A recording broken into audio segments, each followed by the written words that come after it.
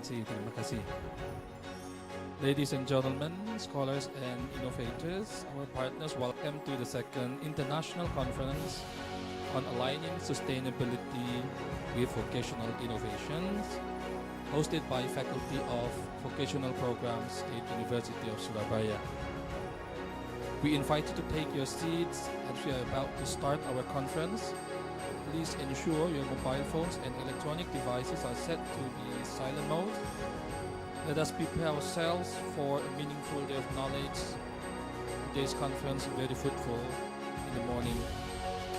The conference and the opening ceremony will commence in shortly. Thank you very much.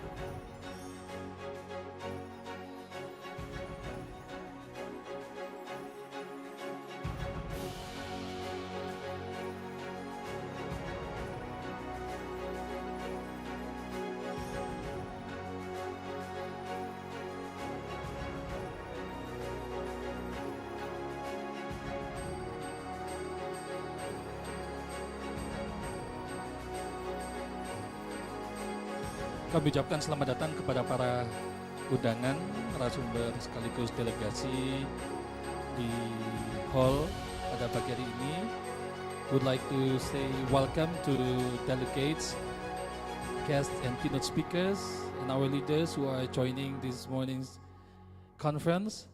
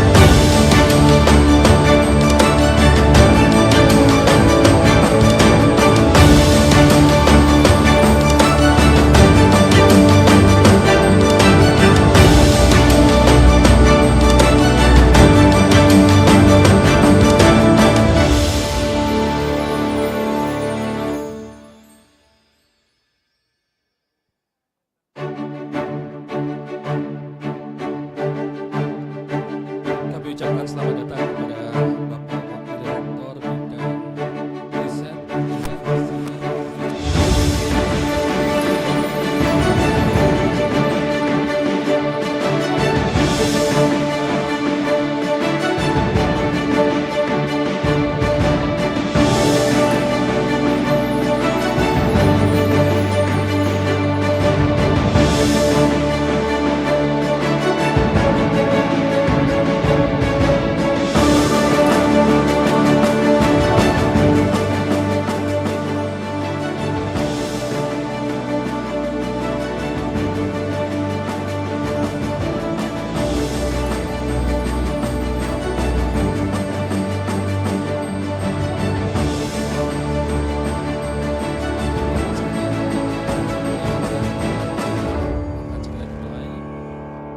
Untuk bisa memastikan bahwa alat elektronik dalam keadaan silent untuk menghindari gangguan selama jalannya pembukaan dan jalannya konferensi.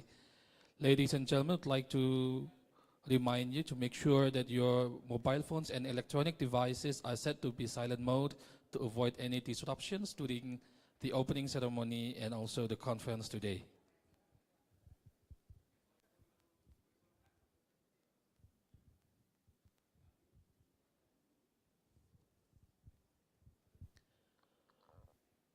Good morning, ladies and gentlemen. Distinguished guests, keynote speakers, ladies and gentlemen. Welcome to the second International Conference on Aligning Sustainability with Vocational Innovations 2025. We are happy to welcome you here in Surabaya. I'd like to thank you very much for all delegates, guests, and keynote speakers in this conference. Would like to say thank you and good morning to Vice Rector for Research and Innovations of State University of Surabaya, Bapak Dr. Bambang Sigit Widodo. Thank you very much. Terima kasih Bapak atas kedatangan dan dukungan. And also would like to say thank you very much Bapak Dr. Benny Bandanajaya, who is now joining from Jakarta, Director of Belmawa, Ministry of Education. And also Bapak Wikan Sakarinto, thank you very much, Pak Wikan, for joining us this morning. And also we have special guest from China, Educational Attaché, Pak Yudil Hatim, and delegate from China. Thank you very much, Pak Yudil. Flying way from China to Surabaya, thank you very much. And also I'd like to say thank you very much to our keynote speakers, Professor Shusan Xiao, President of National Central University, Taiwan, Associate Professor Sarina Hanim Hamza of University Malaya, Malaysia.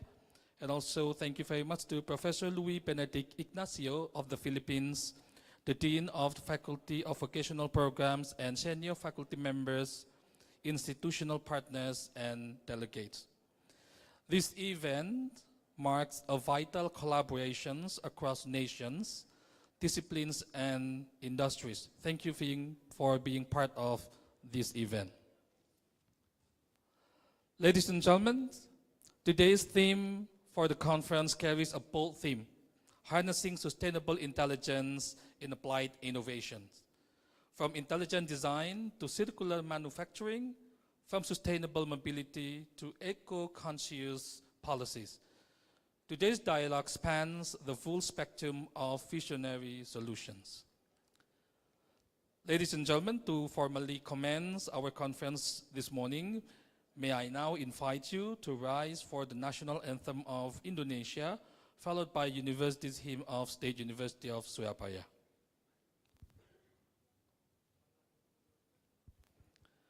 Ladies and gentlemen, to formally commence our conference, may I now invite you to rise for the national anthem of the Republic of Indonesia, followed by University hymn of UNESA.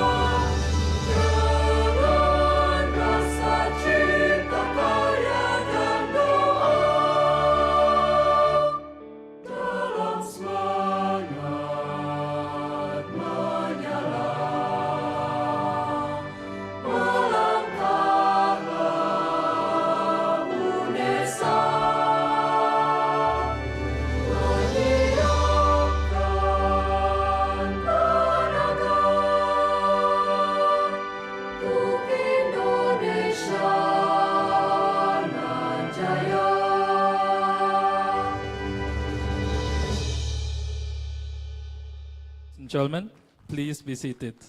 Terima kasih Ibu Bapak sekalian.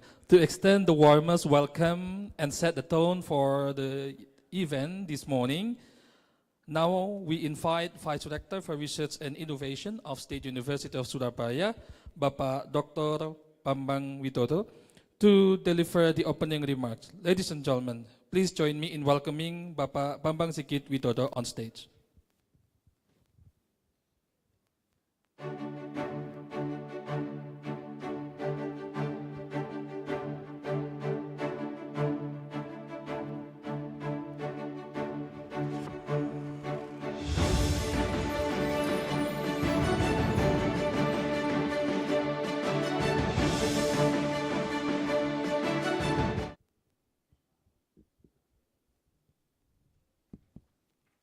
Tes.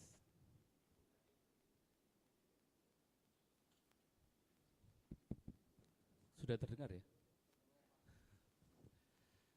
Assalamualaikum warahmatullahi wabarakatuh. Apologize from our rector, Pak Hasan, Cak Hasan, because he cannot attend being here because at the same time he has agenda.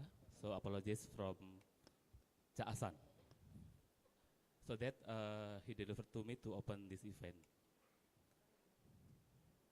Good morning and warm greeting to you all. The honorable keynote speakers, esteemed researchers and educators, distinguished guests, partners, and colleagues.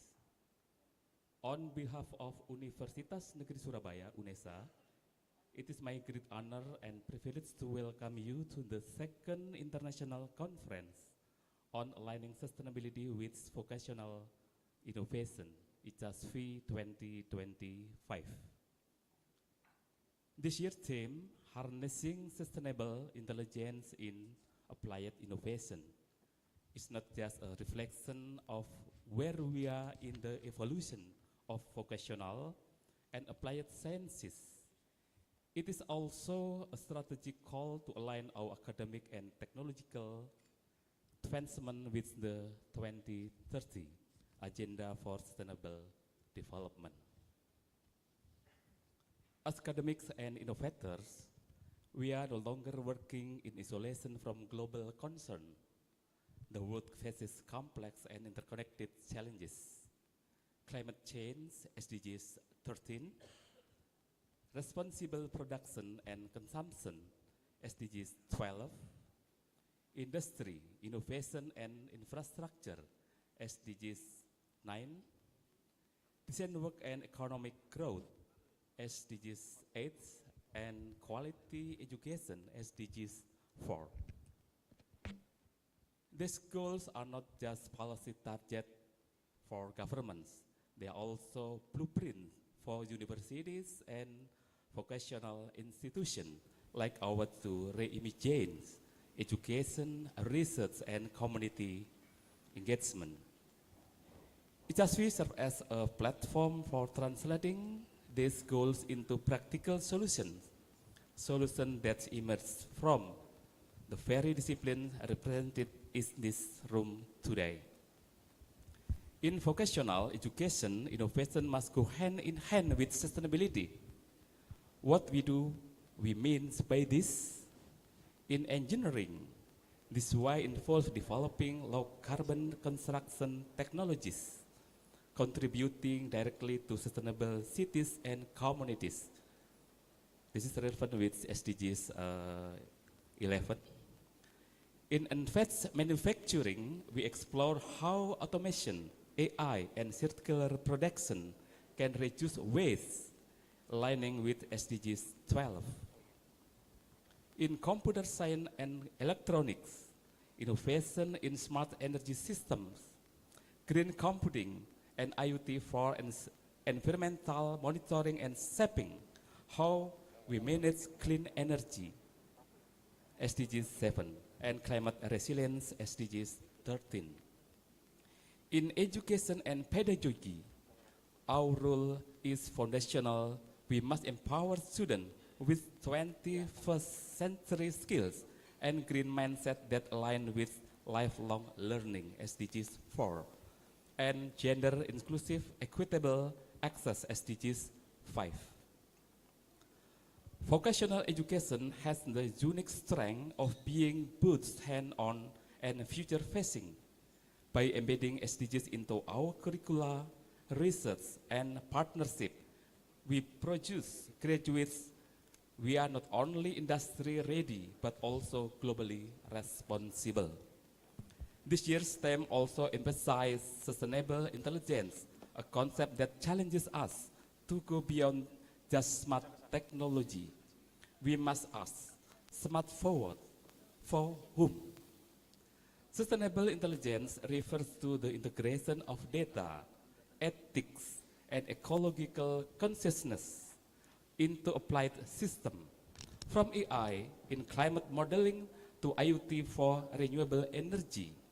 We are seeing a shift toward technologies that prioritize long-term well-being over short-term efficiency.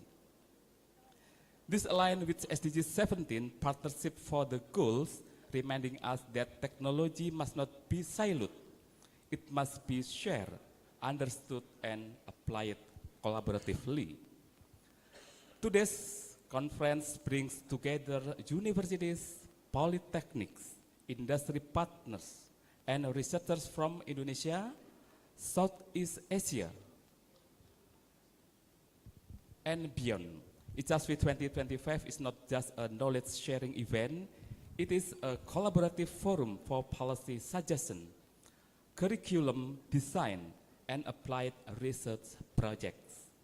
We invite you to explore teaching factory models that enhance practical learning, green infrastructure and energy labs that simulate sustainable urban planning, and new interdisciplinary framework for embedding the SDGs in vocational education and training. To our keynote speaker, thank you for bringing insight from diverse fields. To the organizing committee led by dedicated scholars from UNESA and our partner institutions, thank you for your vision and tireless work. To all participants, let us make ICASVI 2025 not just a venue of ideas, but ourselves to innovation that not only solve problems, but also protects the planet, empower people, and ensures prosperity for generations to come. May your discussion be productive, your network expands, and your contribution resonate for beyond this conference. By saying Bismillahirrahmanirrahim, I declare this event is open.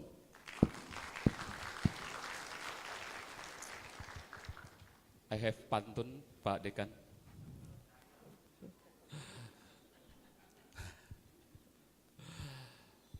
Bawa tas berisi nasi ke Taman Dayu. Fakultas Vokasi, I love you. Billahi taufiq wal hidayah. Assalamualaikum warahmatullahi wabarakatuh. Thank you very much kepada Bapak Bambang Sigit Widodo untuk berhenti sejenak Bapak untuk melakukan foto bersama. Ladies and gentlemen, would like to request and invite the educational and cultural attaché, our keynote speakers, the deans and senior faculty members to join the vice rector on stage for a brief photo session.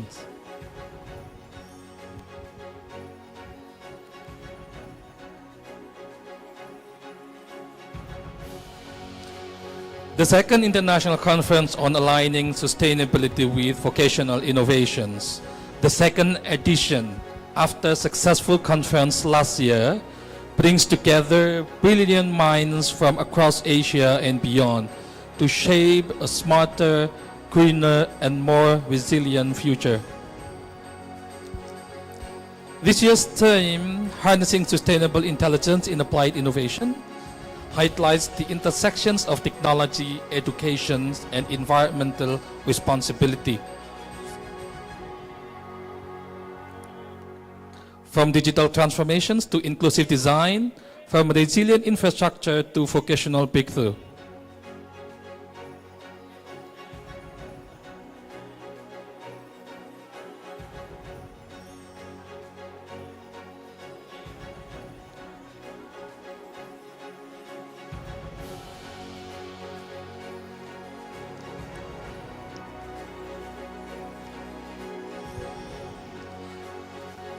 We would like to invite the heads of departments to join the guests and leaders.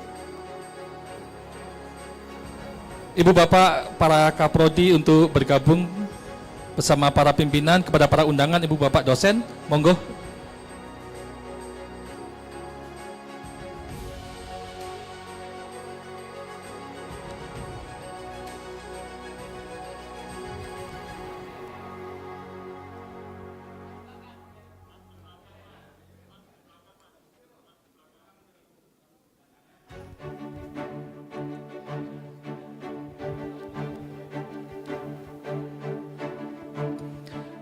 We thank you very much for all delegates, participants, and also the keynote speakers for your collaboration. This conference celebrates collaboration across borders and disciplines.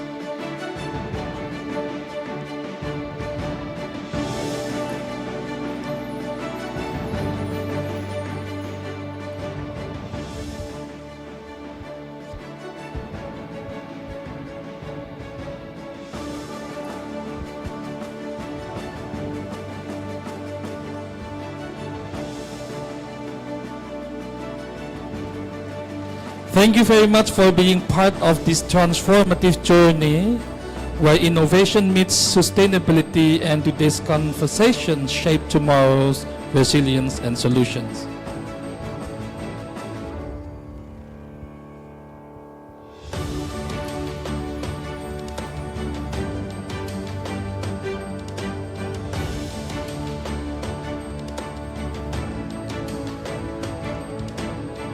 Delegates, ladies and gentlemen, thank you very much for your cooperation during the opening ceremony. Now, let us embark on our keynote journey with a series of voices shaping vocational innovation and sustainable intelligence across Asia. Ladies and gentlemen, we are honored to welcome three distinguished keynote speakers this morning. The first is Bapak Dr. Benny Bandanajaya from Indonesia, who is now joining online. And also the second is Bapak Dr. Wikan Sakarinto from Indonesia. And the third keynote speaker is Associate Professor Sarina Hanim Hamzah from University of Malaya, Malaysia. The keynote sessions will be guided by our scholar, our fellow, Bapak Dr. Haryo Kunto Wibisono, whose expertise in public administration and international affairs facilitate our dialogue today. Without further ado, please join me in welcoming our moderator, Bapak Dr. Haryo Wibisono, to take the stage and lead this morning's keynote session.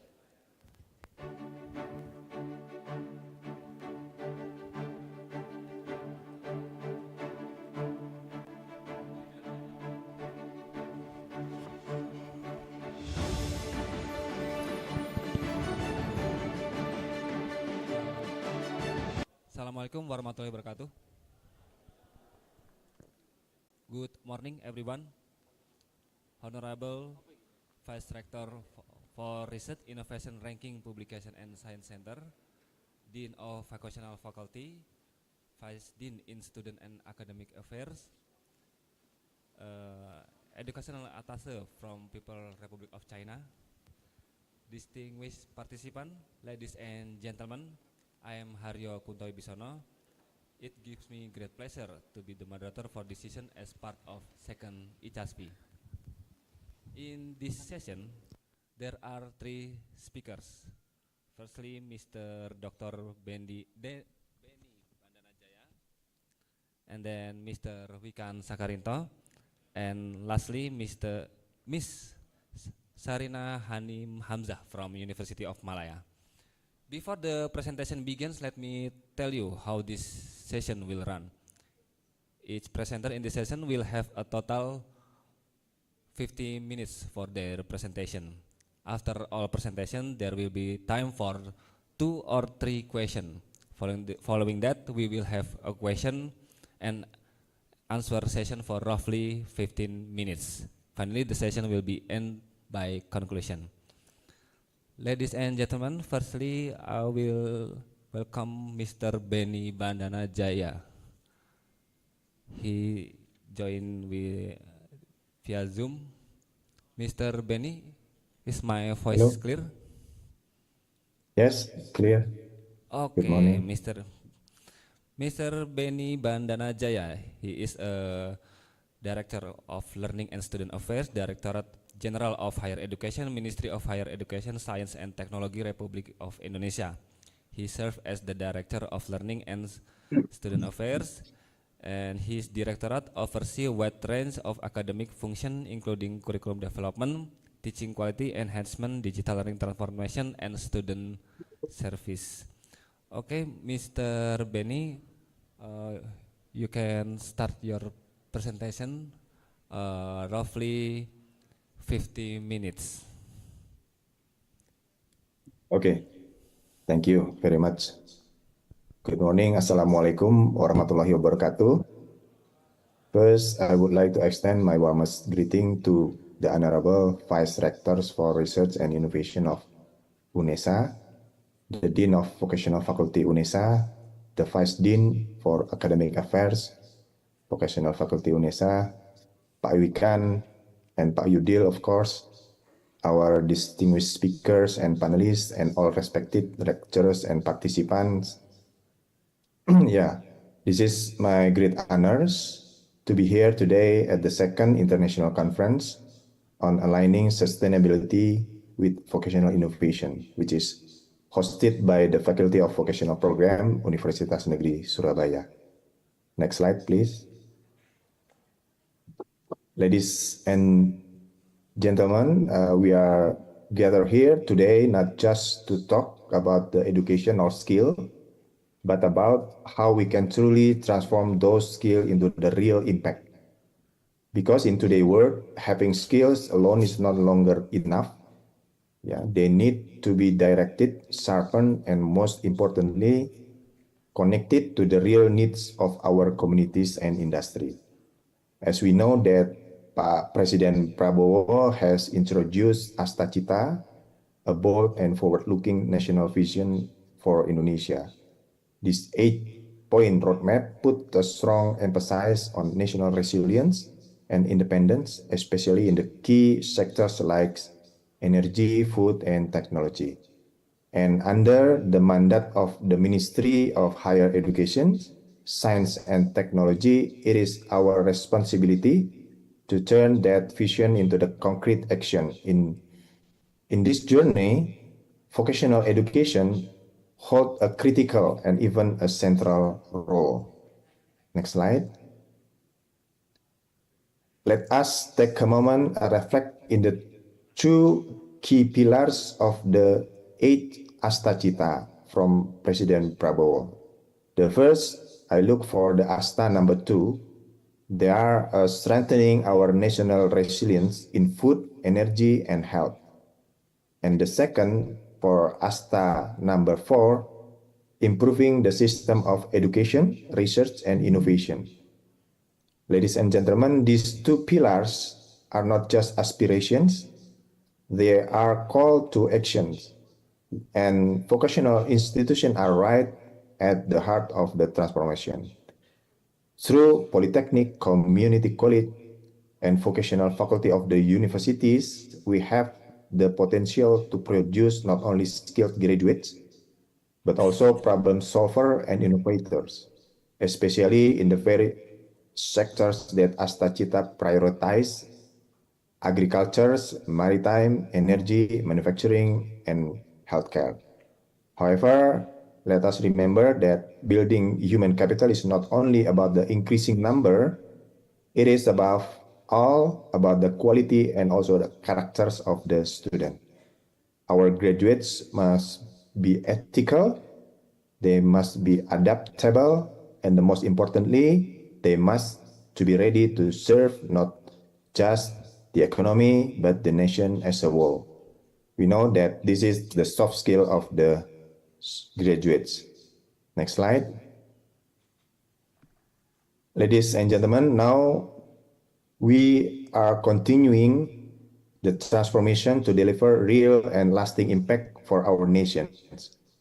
That is the key message we want to emphasize today through Campus Merdeka. Before, we are deeply committed to strengthening both relevance, quality of our graduates, This means creating ecosystem that is flexible, agile, and forward-thinking with a strong focus on outcome-based performance. At the same time, we are putting more emphasis on connecting higher education, research, and expertise with the need of industry, business, and society. Then we have the theme of Dikti Saintek Berdampak. We carry a bold vision to transform higher education, science, and technology into true centers of solution for the challenge of our society face. Discuss beyond just teaching and research is about making a real contribution to the world around us, to the industry, and to the community. This transformation is designed to act as a driving force for social economic transformation, then generate relevant and meaningful innovation, and support achievement of our sustainable development goals.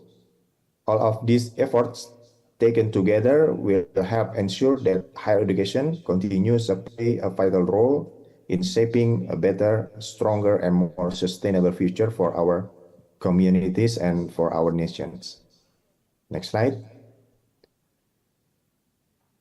Ladies and gentlemen, today vocational education is no longer just about technical training. It is evolving to become a dynamic platform for innovation, creativity, and entrepreneurship. Across the country, we are seeing that something truly inspiring. Our students are designing smart farming tools, developing health tech prototypes, and even launching digital startup, all from within vocational campus. This transformation is driven by our commitment to project-based learning, the integration of STEAM, science, technology, engineering, arts, mathematics, and encouragement of cross-disciplinary collaboration. By embracing this approach, vocational education become much more than classroom. It is become a living laboratory of change, a place where knowledge meets actions and where skills lead to the real-world impact. Next slide. Ladies and gentlemen, the link between skills and industry must be strong and continuously updated. That's why we are now encouraging industry to actively co-develop curricula, to host apprenticeship, and to support dual education systems. Because students should not be learning in vacuum, they need to spend time in the real world environment, in the real industrial environment.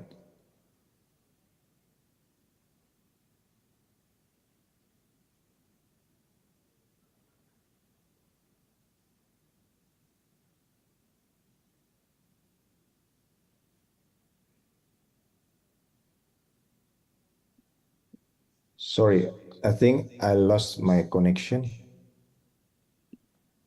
Is it my voice is clearly here? Yes, it's clear, Mr. Benny. I will continue my presentation. In this slide, we see that students should be not learning in vacuum. They need to spend time to real world environment, to the industrial environment, in the factory, in the laboratory, and in service sectors. The ultimate goal is not just employability, it is about the fostering entrepreneurship and also driving innovation. We want our graduate to be more than just job seeker. We want them to become a job creators as an entrepreneurship. Next slide. Innovation doesn't just happen by accident. It happens when applied research meet real world needs. That's why we intentionally integrating students into research and innovation ecosystem, giving them an opportunity to develop prototype, to test real product, and to work community-based technology solution. This approach not only enhances but also makes education more relevant to the world outside the classroom. But in renewable energy, waste management, sustainable agriculture, and professional development, encourage industry immersion, and open up opportunity for both digital innovation and pedagogical growth. Pedagogical growth. We are working to build in supporting local industry, in serving rural community, and in driving innovation across every corner of our nations. But at the same time, while staying rooted locally, we must also look outward and embrace internationalism. It means that we must build a global partnership offering international internship, promoting joint research to the out to the university. The conclusion from skill to national transformation. Let me close my presentation with the message that hope and urgency. The first. Waalaikumsalam warahmatullahi wabarakatuh. Waalaikumsalam warahmatullahi wabarakatuh. Okay, thank you, Mr. Benny, 2020-2022, and Dean of Vocational School of Gajah Mada University, 2016 until 2020. His expertise is mechanical engineering and educational technology, particularly vocational studies. In this session, he will deliver the theme of revolutionizing vocational education. Only one major, only one prodi, manufacturing engineering technology, and all prodis are applied bachelors atau diploma 4 ya, diploma 4. Okay, next slide. Okay, this is the overview of how I develop the learning scheme. The thing is, I was just so learning activities, very few within the classroom. So if you see my campus, we only have very few classrooms because students must deal with real challenge, real product, real market, and real target. Just exactly what Pak Benny explained before previous presentations. So students must deal with real product, real market, real challenge, what else? Real target. And target can be revenue. I keep telling to my students, bro, sis, use these computers, use these CNC machines, but if the revenue monthly less than 100 million rupiah, then you will get no mark. No transcript, nggak ada nilai. Kalau nggak ada 100 juta, nilai nggak keluar, bro, sis. I forgot my pantun ya, sorry. Jalan-jalan ketemu Mbak Yu, baru mudik pulang ke desa. I love you, Unesa. Okay, if you look at these slides, okay, 4 years and etc. But just look at since the beginning, we already apply teaching factory. Not so many classroom, listening the lecture speak, listening the or looking at the lecture, writing on the whiteboard and ngapalin, memorizing all those things for final UAS. Not like that. Real target, real product, real market, real challenge. Next slide. This slide briefly explain what we've been doing in Teaching Factory. So, basically, not subjects. Normally, in Indonesia, all university basically always based on subject, and syllabus. But on the other side, in my point of view, topics will be leading behind subjects. So subjects, including lectures, teachers, they have to be following the topics. And topics can be different along with the time. But subjects just remain the same. Ini kalau dalam bahasa Indonesianya ya, ini kalau Indonesia, bagi saya, dosen itu rezim. Mata kuliah itu alat kekuasaan. So that's why I put those behind topics. Topics driven by the university. So that's the fundamental design of teaching factory. Okay, next slide. The remaining slides, I will be very quickly showing practically those. Don't stop innovating. Make product, make real product, make to the market, get the revenue. If you don't get it, nilai nggak keluar. Tapi kuliahnya tidak di kelas. Kalau kuliah di kelas, dosen-dosen cuma ngabisin bikin acara sendiri, materi sendiri, materinya kebanyakan. Maaf ya, ini Indonesia ya, bukan Surabaya ya, ini Indonesia. Itu akhirnya at the end of the day, students they have to deal with real projects, tapi mereka keep busy with all subjects, PR macam-macam, ngapalin gitu. Dan at the end of the day, all those things you guys learn in the school and the university, you don't use in the real world. Di hampir Fiji, baru pertama datang lihat tanding langsung juara 2.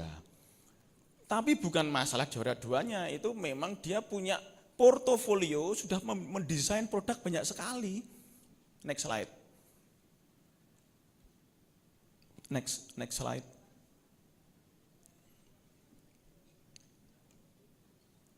Next slide.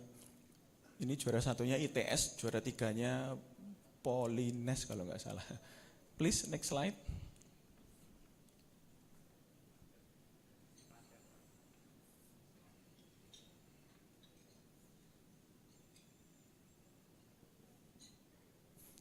Okay, just let me explain briefly. So the thing is that coming from project-based learning, teaching factory, not conventional classroom meetings, rather than industry, since our Polytechnic in Bekasi developed within the industrial park MM 2100, one of the biggest industrial park in Southeast Asia, we keep visiting Astra Daihatsu Motor, Astra Honda Motor, Mitsubishi, Denso, all industries inside MM 2100, MM 2100. Kita minta masalah-masalah. Sejak kelas 1 mahasiswa harus, sejak kelas 1 ya, since the first grade, students must deal with those portfolio projects yang sudah digunakan oleh industri. Kalau yang salah 3, dia sudah melakukan apa saja produk. Jadi, sorry, Mr. Wikan. 5 minutes left or running out time? Running out. Okay, sorry. 2 minutes. So please, jadi jangan cuma siap berubah. Mindset bertumbuh, ngomong. Mau kampus berdampak, mau kampus merdeka, besok mau apa? Besok ganti menteri.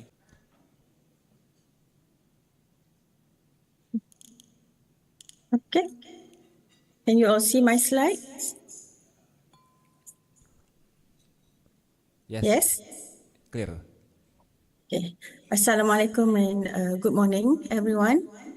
To the UNICEF top management, the vice rector, the deans, and also the delegates, audience, students, lecturers, as well as the ICASVI committee members. I would like to thank you for inviting me to this conference. And this is the title of my presentation, Bridging Sustainability and Vocational Training, Innovative Approaches in Culinary Arts, Food Science and Sports Industry. allow me to introduce myself. I'm from the University of Malaya, Kuala Lumpur, and I'm from the Faculty of Sports and Exercise Science. I'm also the Deputy Dean for Postgraduate Research and Innovation for our faculty. Recently, we are on the 58th QS World University Ranking, and this is our faculty. And also next to our faculty is Arena. We have all our research and also teaching labs. Okay, and these are the programs that we offer. Okay, without further ado, I would like to start my presentation with about sustainability, all right? Because it has become a focus across industries globally, all right? And also there's an increase in consumer as well as industry demands for sustainability or sustainable practices. And therefore, vocational training is very important in providing professionals with skills, okay, that need to implement essential green skills, for example. Okay, so what is sustainability?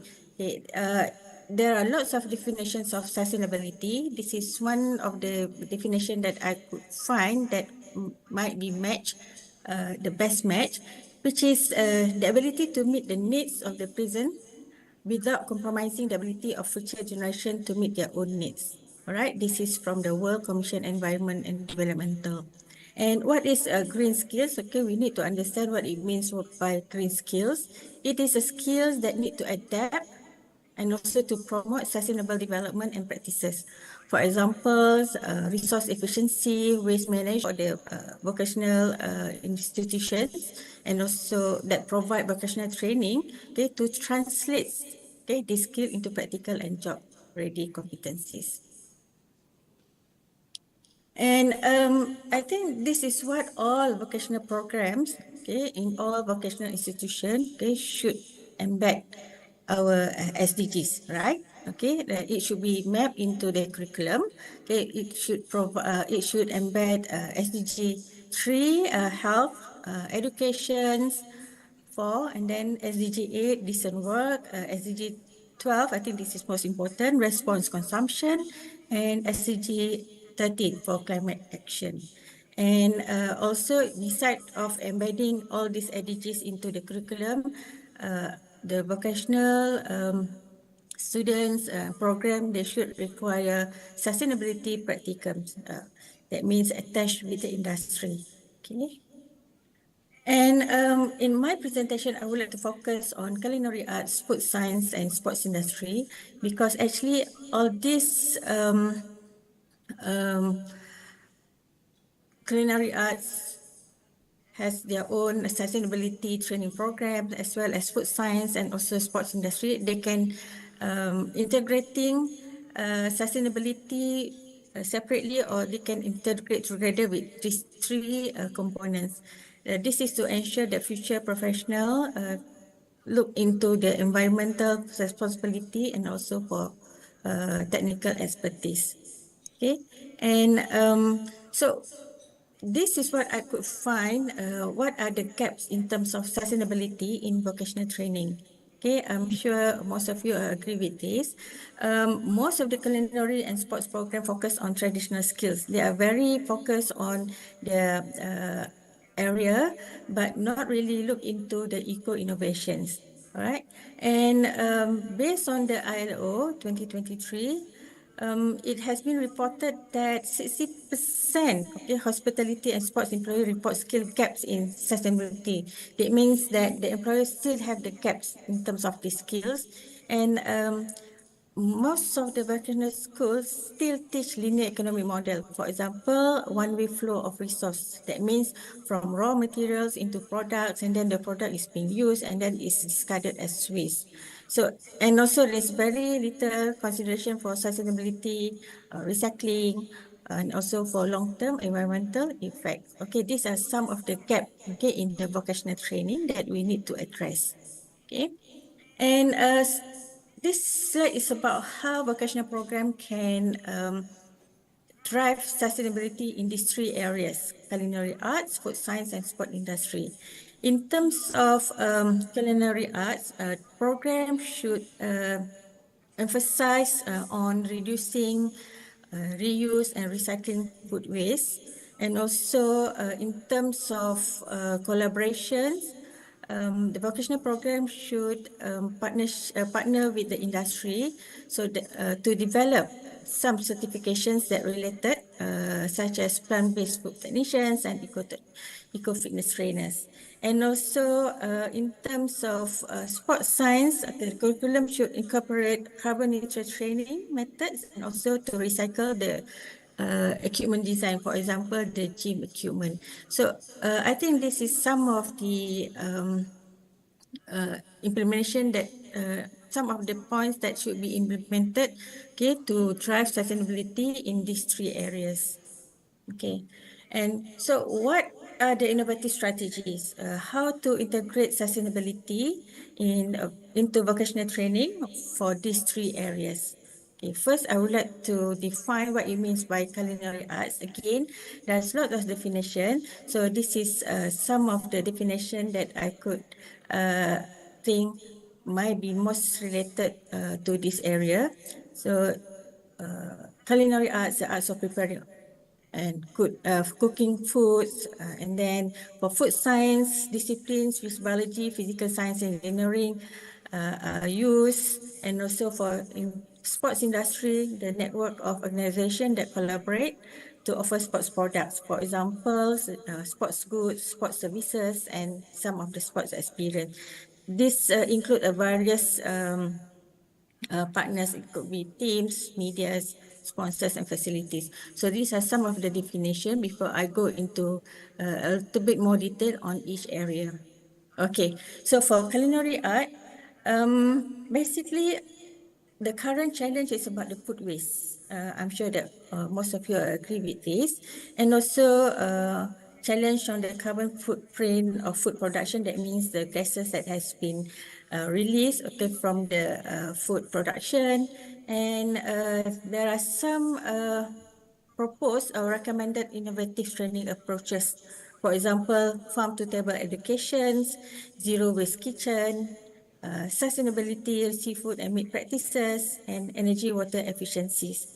So the next one would be what would be the approaches in terms of food science, how we can innovating for a greener plate.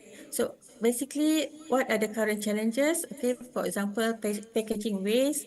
I'm sure that previously we used lots of polystyrene, we used lots of plastics, and nowadays we are starting to convert to change from those plastics and polystyrene into paper, right?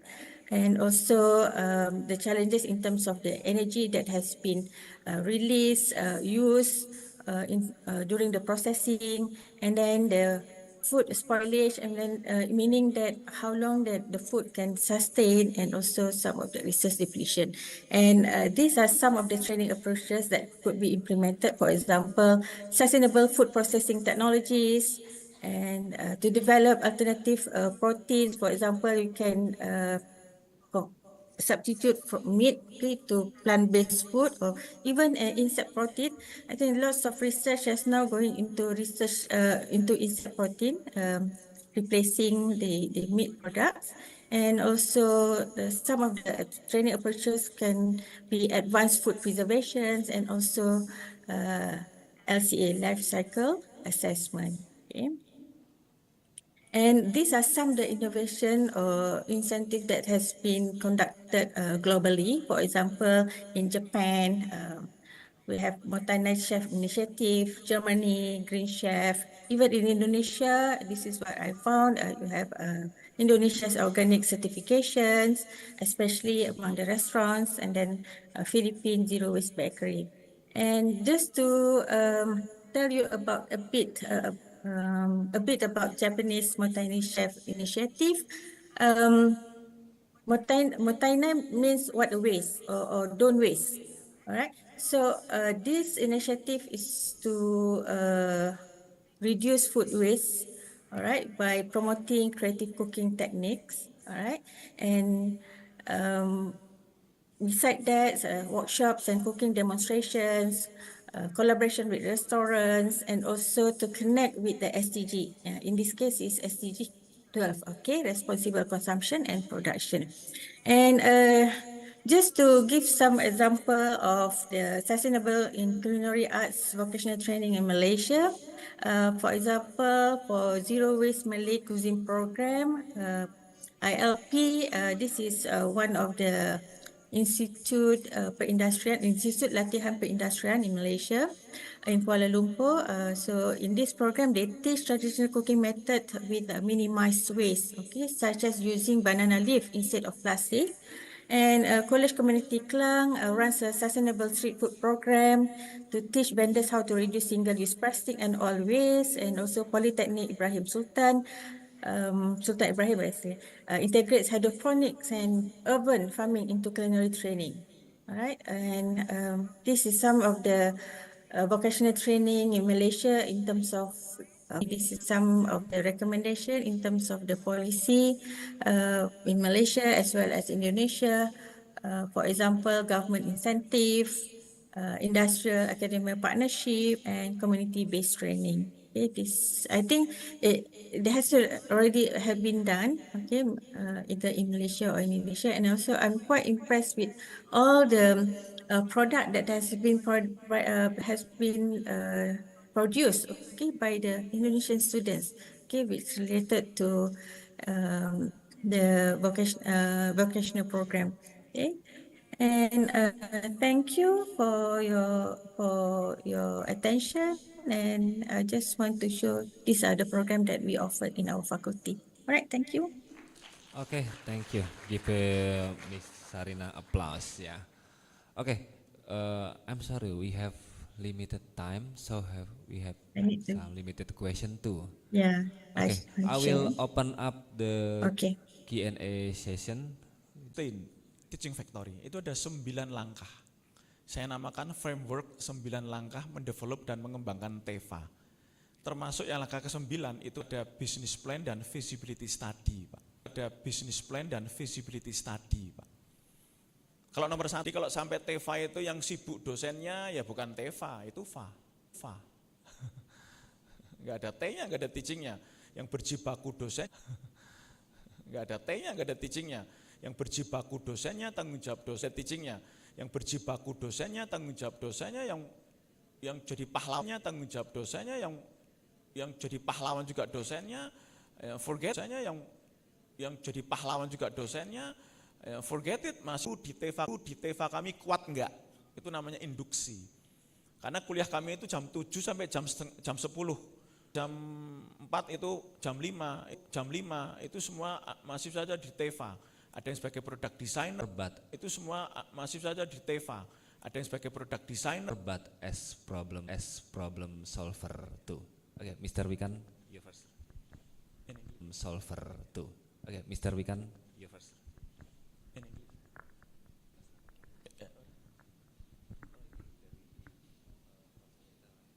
Oke, saya jawab Indonesia juga ya. In English is fine, but of course Indonesian will be quite flexible for me to explain. So please, of course Indonesian will be quite flexible for me to explain. So please let me explain Indonesian. Jadi gini, kami itu TEVA-nya bentuknya industri, itu dulu ya. Kalau di Bekasi bentuknya konsultan. Kalau di industri, kalau di Bekasi bentuknya konsultan. Kalau di industri itu ada divisi produksi, divisi product design, divisi material, divisi manajemen, divisi marketing, logistik, pokoknya divisi manajemen, divisi marketing, logistik, pokoknya as a common industry. Nah, mahasiswa kayak tadi itu, mahasiswa itu akan ditempatkan di beberapa divisi dan dia juga punya pangkat nanti. Sehingga sejak semester 1 beberapa anak itu sudah menjadi produk design. Just a sectoral trend. To form a research center, okay, that integrates culinary arts, food science as well as industries. And then this is what my opinion. And then in terms of the funding, it can come from the institution. Is it? This is clear. Okay. The copyright.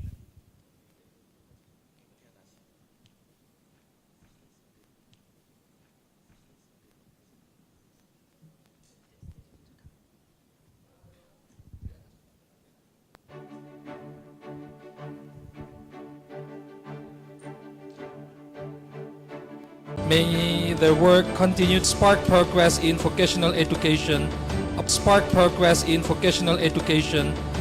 science and beyond.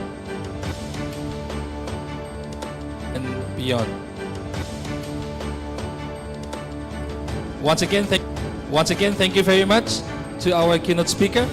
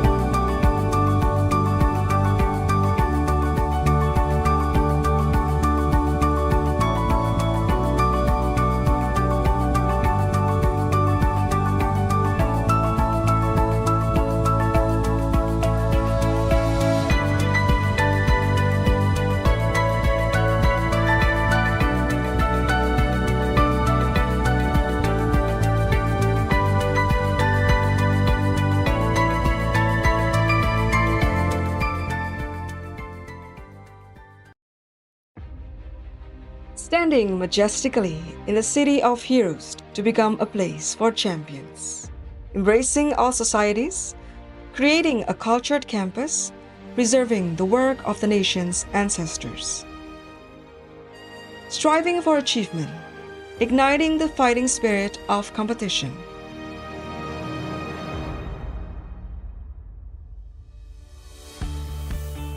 Born from the basis of education and science, Universitas Negeri Surabaya is now increasingly independent by earning the status of legal entity university.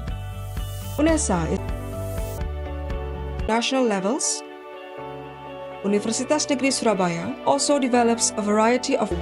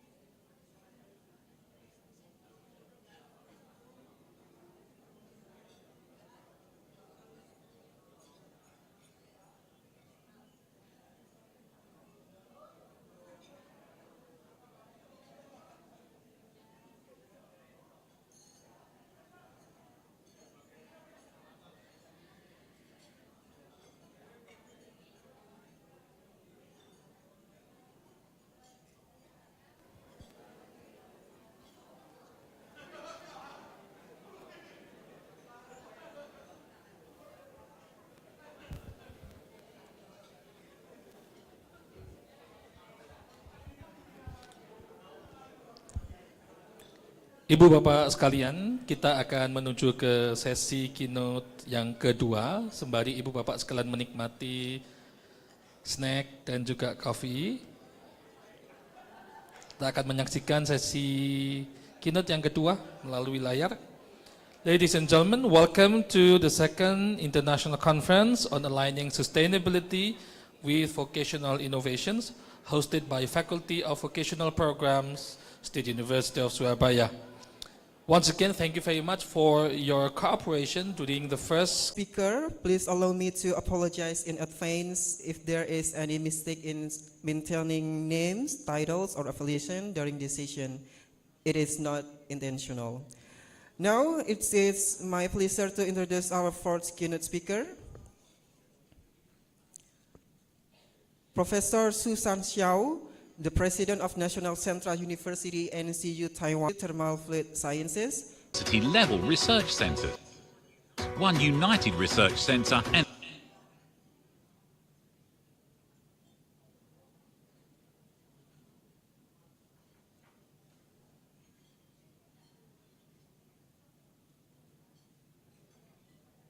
Excuse me, could you hear the audio from the video profile? Yes, very clear, Professor. Yeah, Professor will present in a couple seconds.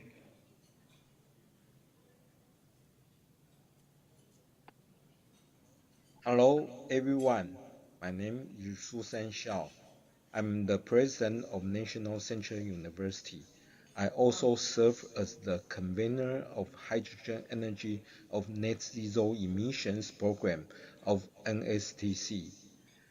I'm also the PI of the Talent Cultivation of Sustainable Energy Interdisciplinary Application Project of Ministry of Education. I'm very glad to have this chance to present something about hydrogen energy in Taiwan today. However, I'm also sorry for not attending this conference in person. I believe this is a very important and wonderful conference. Occasion, it also increased the CO2 emission. So we have to do the decarbonized electricity. So we expect in 2050 we will have to decrease the CO2 emission. So this is our rough plan. 70% of renewables and about 10% power from hydrogen. And we energy saving and have 20 to 20 efficiency improvement is the fifth lifestyle transition and the social transition. And the two foundations include the technology, research and development. And the claim legislation is also very important foundation. And we have 5 major areas in net zero technology they are going.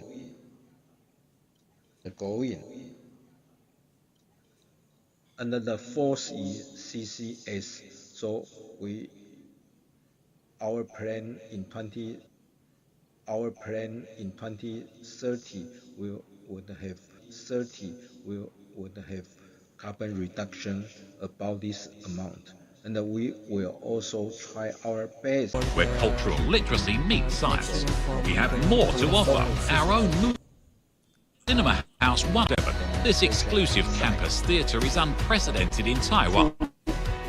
Not to mention the professional black box theatre In infrastructure space, in which workshops and the industry use hydrogen energy. For example, the industry use hydrogen energy. For example, iron and the steel manufacturing process. The ability and the steel manufacturing process. The ability and the resilience of power grid with a high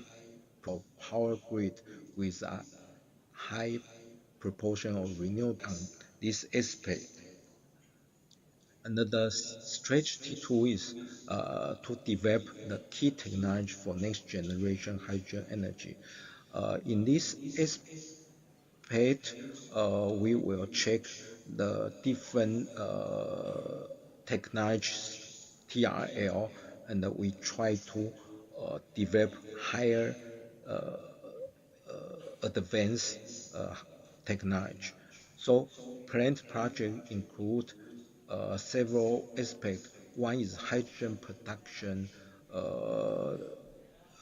It means the main priorities: decarbonization, hydrogen production technology, and the next generation seawater electrolyzer technology.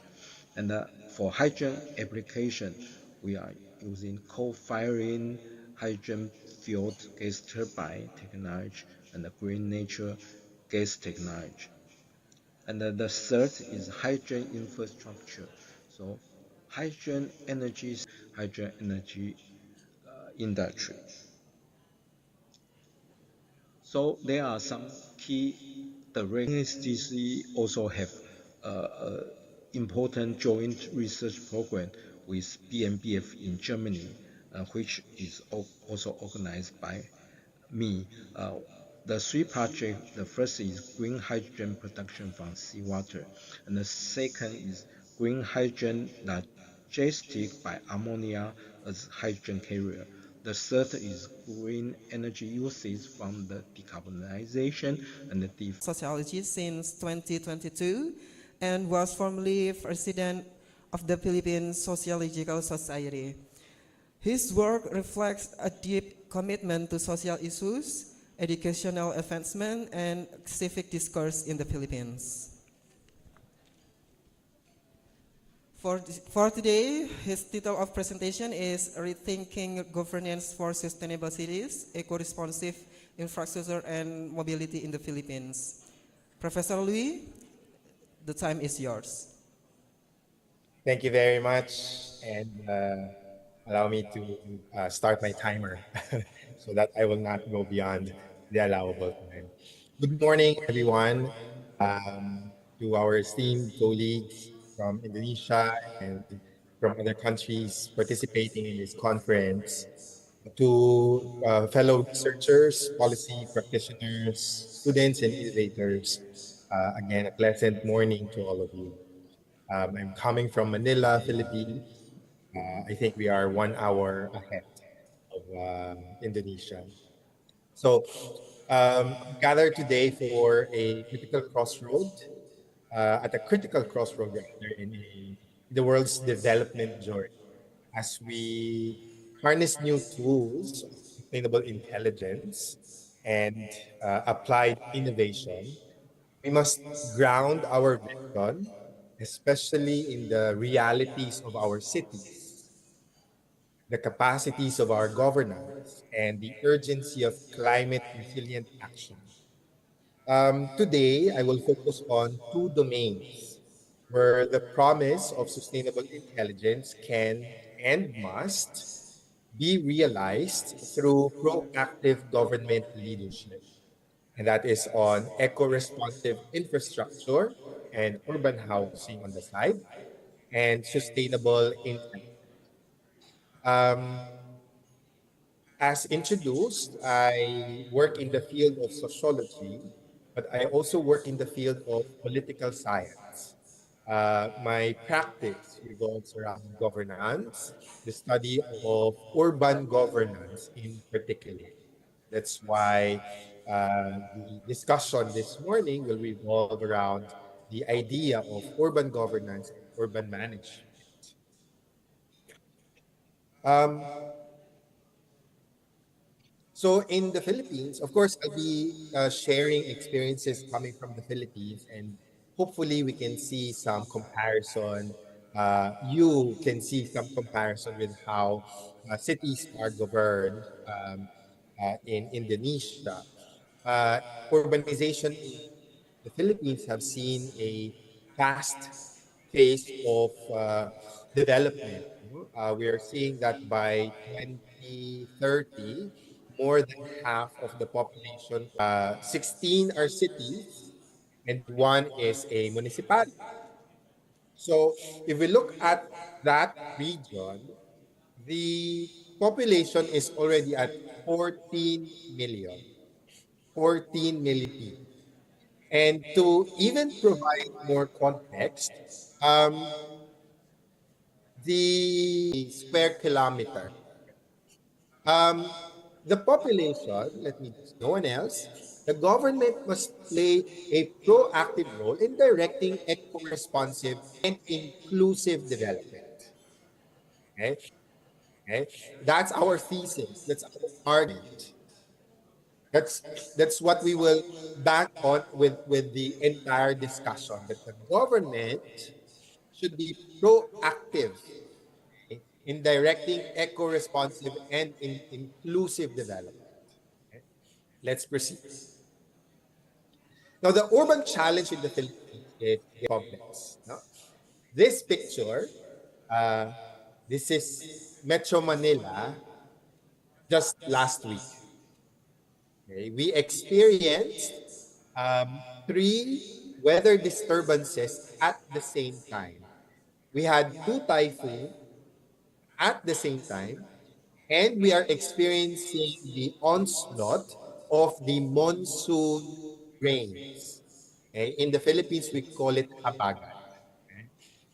So, what directly the National Capital Region is not even the typhoon, it's the monsoon rains.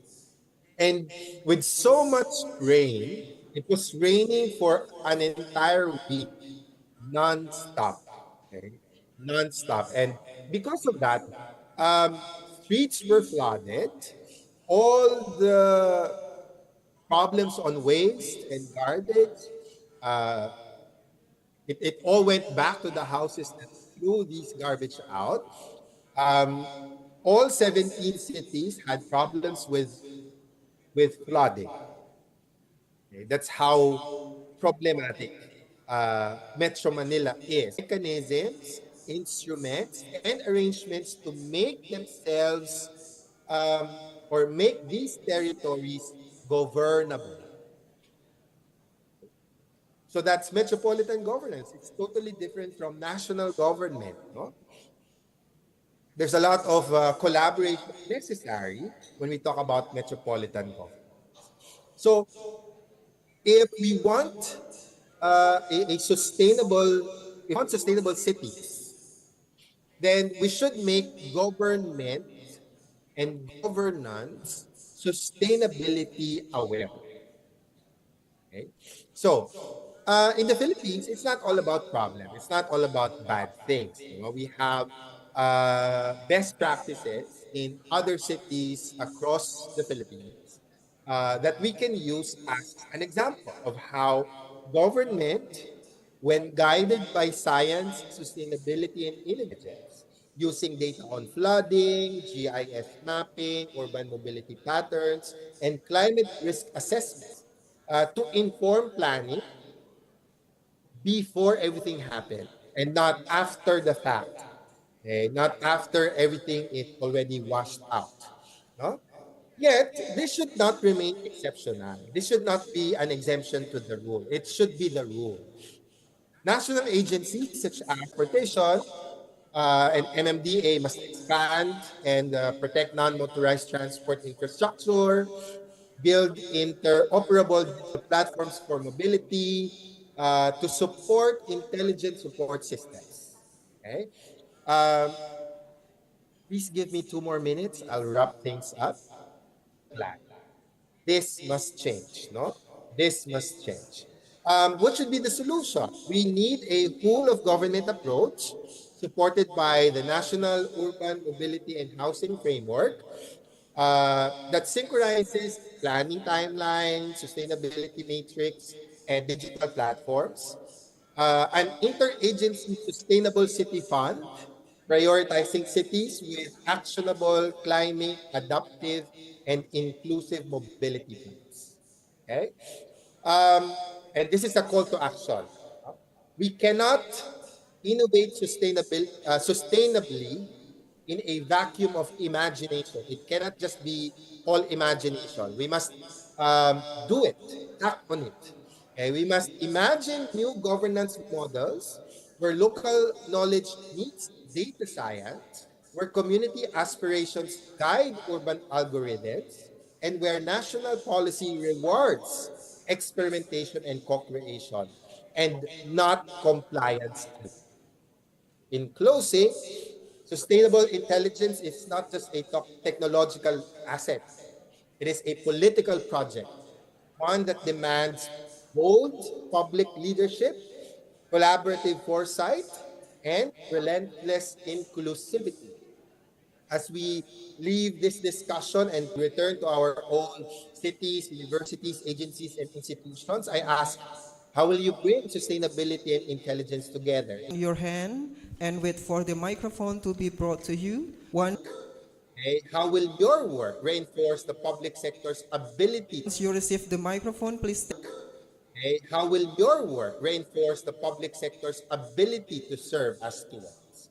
Because if the government does not lead in this transformation, then we risk building to citizens, but we forgot that sometimes we also need to promote sustainable mobility to the government itself. So how do you think, or how... the most used means of transportation in the Philippines? Yeah, it was inspired by the United States jeepney way back 1950s, 1940s. And that's what we are using as our main transport system. The problem is that the technology that is being used by GPs are so old, the machines that they are using are so old, that it is no longer, number one, environment friendly. It's no longer safe on the road. But the problem is that most of our cities and outside of the cities, so that people, especially jeepney owners, would understand the rationale behind the modernization project. That it is not just about business. It is about having a city that is livable and sustainable. Thank you for the question. Okay, I hope is that clear, the answer from Professor Lee. So Professor Lee, we also have a question from our sponsor. So I would like to ask a question on behalf of one of our sponsor, PT Baja Perkasa Sentosa, also known as BPS Steel, which operates in the manufacture of SNI standard referencing steel. In the current socio-political context, what is the role of local industries like BPS Steel in strengthening social stability and community empowerment, especially in areas that are centers of production and industry? Mm-hmm. Yeah. That's a very good question. And it's I'm happy that it's the company itself that is asking this question, because what we should be expecting from companies are companies that are aware, responsible, and they are aware that they are part of a community. Okay? And that it's, as I have mentioned a while ago, it's not only about business. Okay? What a good practice is a deliberative discussion between stakeholders. Okay?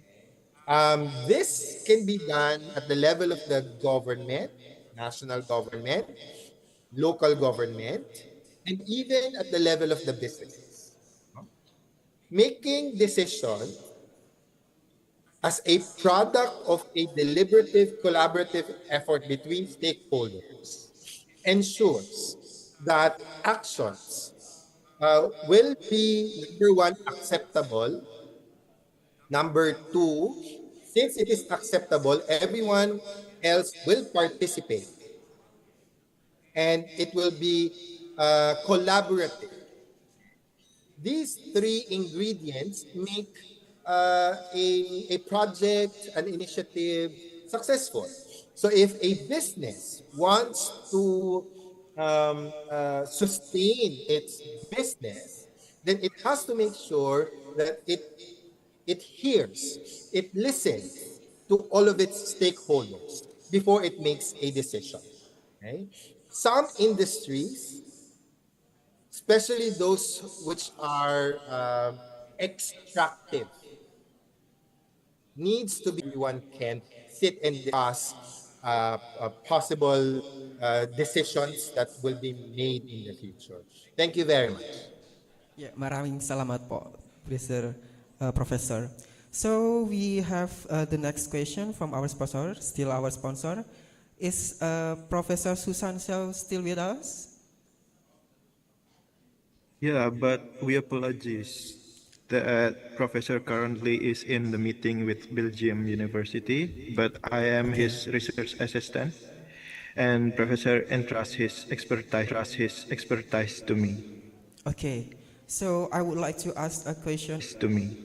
Okay, so I would like to ask a question on behalf of one our sponsor, PT Baja Perkasa Sentosa again, also known as BPS Steel, which operates in the manufacturing of SNA standard reinforcing steel.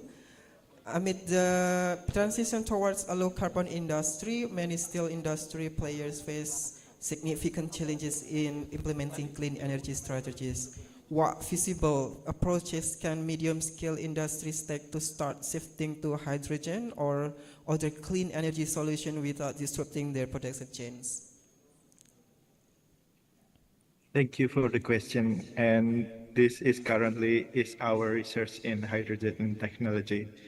And medium-scale steel industry with clean energy, it's very challenging, particularly hydrogen, due to high investment needs, infrastructure change, and the need to maintain production stability. However, here is the feasible approaches.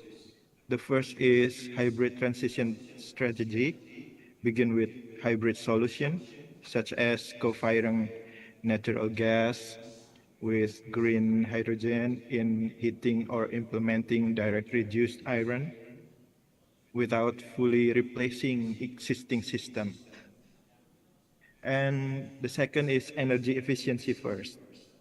We must prioritize improving energy efficiency before switching to hydrogen. The main point was waste heat recovery and process automation, and of course digitalization, because nowadays is so important, and the optimization of electricity use in rolling, cutting, and cooling system in the steel manufacturing. Okay. That's all. Okay, thank you very much. So, as we approach the end of this keynote session, I would like to express my deepest gratitude to both our distinguished speakers, Professor Susan Xiao and Professor Lut Benedict R. Ignacio, for sharing their expertise and valuable perspective. Thank you also to all participants for your active engagement and thoughtful question. Once again, please accept my sincere apologies if there were any mistake in mentioning name, titles, or affiliation during this session. It was completely unintentional. Now I will return the proceeding to our Master of Ceremony, who will guide us to the next agenda. Thank you once again, and enjoy the rest of the conference. Thank you, and good afternoon. Thank you very much, our moderator. Ibu Bapak sekalian, thank you once again for your cooperation during the second keynote speaker. And also we now begin to the industry and diplomacy sessions and also cooperation hosted by Faculty of Vocational Programs in collaboration with our strategic partners from China and Indonesia. For these industry and diplomacy sessions, allow me to invite His Excellency Bapak Yudil Hatim as the Education and Cultural Attaché of Indonesian Embassy in Beijing, China, Mr. John Xu, Chairman of Shanghai EduTech Technology, and also would like to invite Vice Rector for Academic and Students Affairs UNESA, Bapak Dr. Mardadi, to join on stage for industry and diplomacy session. And also would like to invite the Dean of Faculty of Vocational Programs, Bapak Dr. Suprapto, and also Vice Dean for Academic Affairs.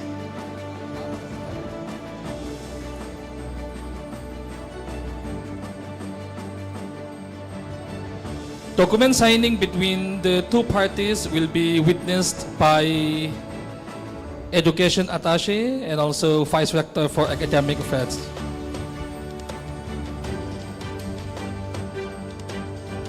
Ladies and gentlemen, we are now witnessing a meaningful milestone in this conference, where dialogues move into action, partnerships are formally embraced between relevant parties. This is the MOU signing ceremony marking the collaborative agreements between UNESA and Shanghai EduTech Technology, and also another partner, PT Dora Consultindo, will be joining with us on Tuesday with our leaders.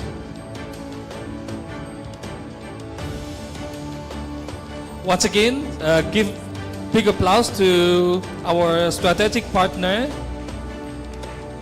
And also this moment is also special as it's witnessed by His Excellency Bapak Yudhil Khatim, Education Attaché at the Embassy of Republic of Indonesia is Beijing.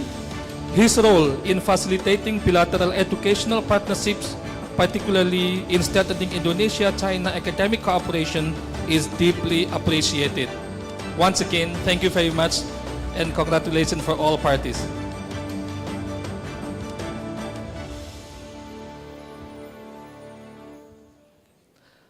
Thank you for the document signing. We would like to wish you all the best for the partnerships between the relevant parties. May this collaboration grow not only in projects, but in spirit, inspiring generations of students, researchers, and entrepreneurs to think bigger, act responsibly, and build the future better. For diplomacy session, we'd like to invite His Excellency Bapak Yudhil Khatim as the Education and Cultural Attaché of Indonesian Embassy in Beijing, China, Mr. Chon Shu as Chairman of Shanghai EduTech Technology, to present the milestone and also the blueprint of partnerships on stage. In this occasion will be moderated by Bapak Reza Rahmadian as the Vice Dean for Academics and Student Affairs, Faculty of Vocational Programs. Ladies and gentlemen, please join me in welcoming Bapak Reza Rahmadian, His Excellency Bapak Yudhil Khatim, and also Mr. Chon Shu on stage.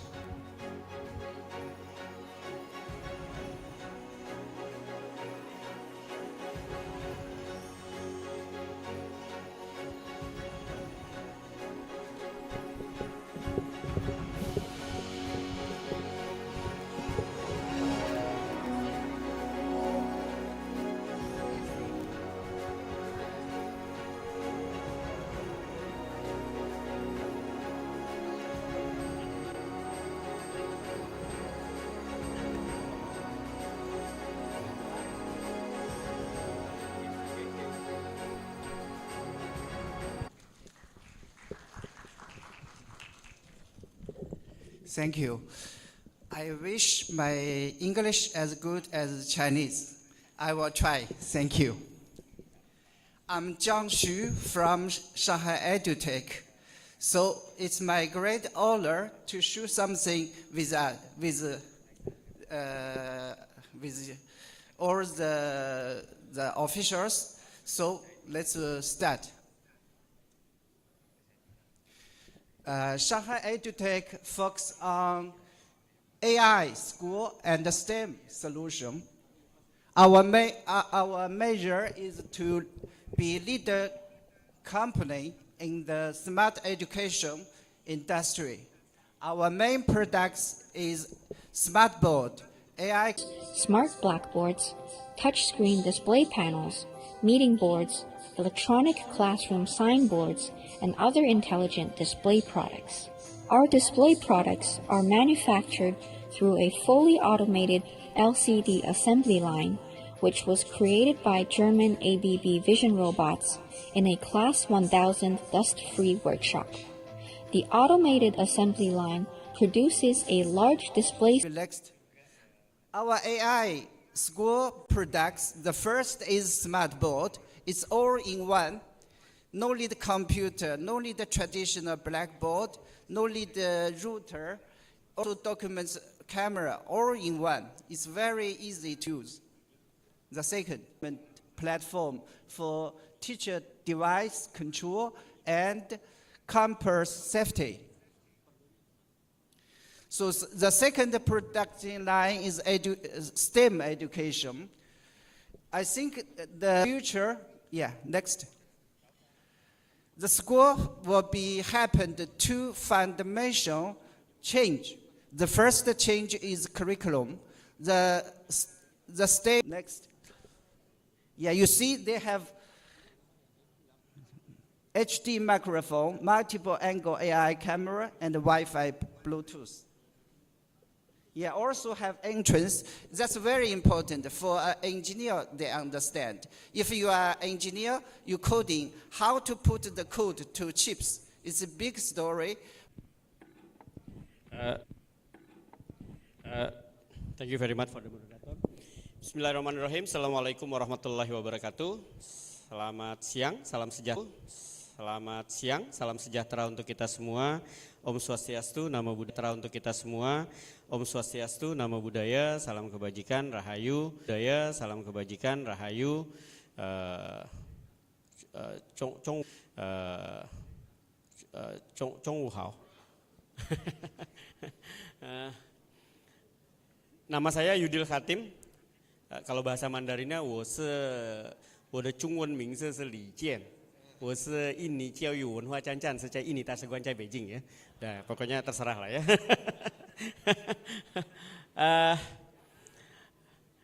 This is very honor for me to, because I'm with UNESA is already long time ago ya, from I think 2000 berapa ya Pak Gus? 2010 ya, 2010 established the Confucius Institute in UNESA in Surabaya, and how to now, because I'm under of the Pak Wikan ya, Pak Wikan is my Director General, and at that time I am the Kasubag TU. Kasubag TU itu apa? General Affair lah ya. This is a very, because I went to China Pak as an education attaché. I'm a vocational person. Saya orang vokasi. Jadi Pak Wikan mengajarkan kita sebagai orang vokasi untuk pro vokasi ya. Ya, jadi jangan digabung ya. Tapi sekali-kali bolehlah digabung. Jadi kita pro vokasi ya.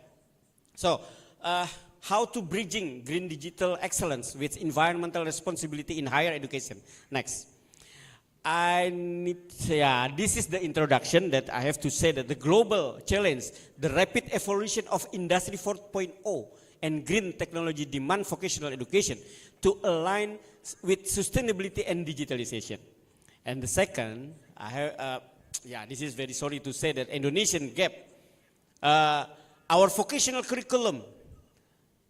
This is information from the one lecturer from China. She said that Indonesian vocational curriculum lags 10 years behind China. Yeah, affecting competitiveness in downstreaming hilirisasi programs. Yeah, so jadi bagaimana kita mau hilirisasi kalau kurikulum kita aja 10 tahun bedanya dengan China ya. Jadi biaya produksi, production line and anything.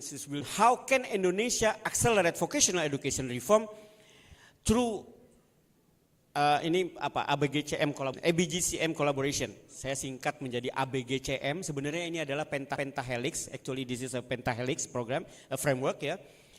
Supaya lebih mudah di Indonesia saya nyebutnya ABGCM. Ya, kalau disingkat katanya ABG cari muka ya. Supaya lebih mudah diingat. Jadi ABGCM, what is ABGCM? Next. ABGCM is A for academic. B for business. So academic should cooperate, should make a collaboration with the business. Jadi dulu Pak Wikan punya yang namanya Direktorat Mitra Studi, kemitraan dan penyelarasan dengan dunia usaha, dunia industri, aligning and then the cooperation with business and industry. This is a must, especially for the vocational education. Ya, vokasi kalau tidak dengan industri, ya bukan vokasi. Pak Wikan tadi udah bilang ada teaching factory, ada collaboration with the India. Jadi ini yang sedang kita upayakan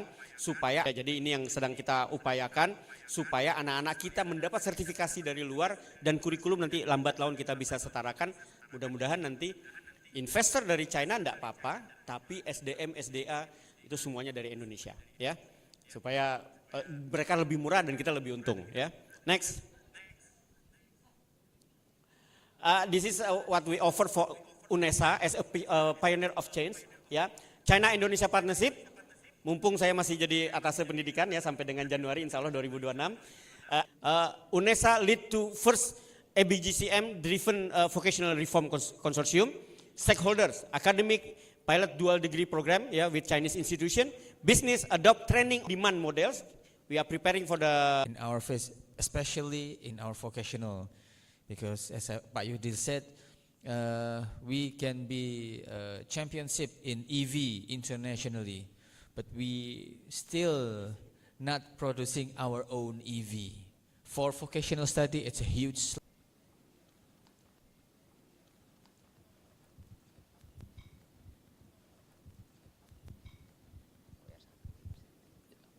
Pak Sueb, time is yours. Time is yours. Thank you, Pak Reza, for moderating. Thank you, Pak Reza, for moderating this session. The Pak Yudhil, also Mr. John Xu, between UNESA and Shanghai EduTech Technology, a symbol of our shared vision for excellence in vocational education, technology transfer, and global industry alignment. Would like to say thank you very much to Vice Rector for Academic Affairs, Bapak Dr. Martadi, and also Director for International Affairs, Bapak Asrori, who are joining us this afternoon representing Bapak Rektor Cak Hasan. Today's document signing will be followed by site visit from our partner to the university at the campus to show the preparedness of our university for further collaboration. It's not just a signing, it is a commitment for action between the two parties.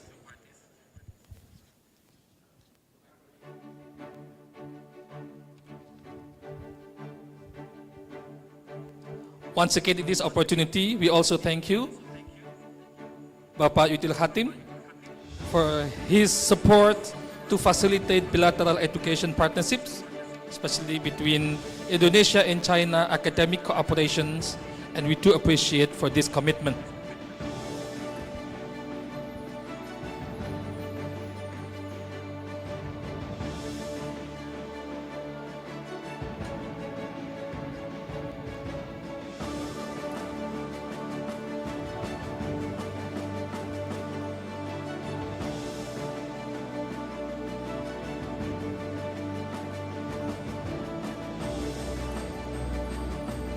Once again, big applause to our parties. We wish all this collaboration grow not only in projects, once again, that it is the spirit of the two parties. It's not a signing, but this is a commitment for action. Thank you very much to Mr. John Xu as the chairman of Shanghai EduTech. Thank you very much. 谢谢大家. And also His Excellency Pak Yudhil Hatim, thank you very much for your support so far. Ladies and gentlemen, we come to the end of this industry and diplomacy sessions. The last segment of industry and diplomacy session is to get to know with our strategic partner through a profile video of PT Baja Perkasa Sentosa. Gentlemen.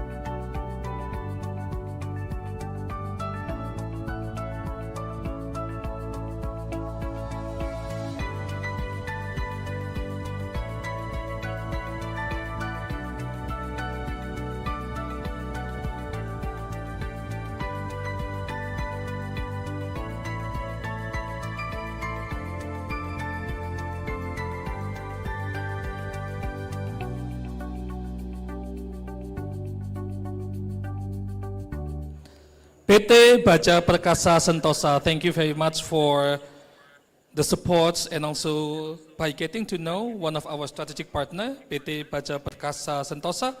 We hope that we can explore further partnerships that can bridge the gap between academic and innovations and industrial reality. Another partner from PT Dora Business Consultindo is not with us today. The document signing and between PT Dora Business Consultindo and Faculty of Vocational Programs will be conducted on Tuesday this week. Once again, we thank you very much for all support from our partners. Delegates, ladies and gentlemen, thank you to all speakers, moderators, and partners. It is now for lunch, and please enjoy the meals prepared to you and take this time to recharge and build network. We will return at 1 p.m. for parallel sessions. Kindly refer to the conference guidelines for room distributions. For parallel rooms A, C, and D will be managed outside the main hall, while the parallel room B is managed in this hall. Thank you once again to everyone, speakers and also delegates. With this, we conclude our morning sessions and we are waiting for you. We are looking forward to the parallel sessions at 1 p.m. Thank you. Have a wonderful lunch.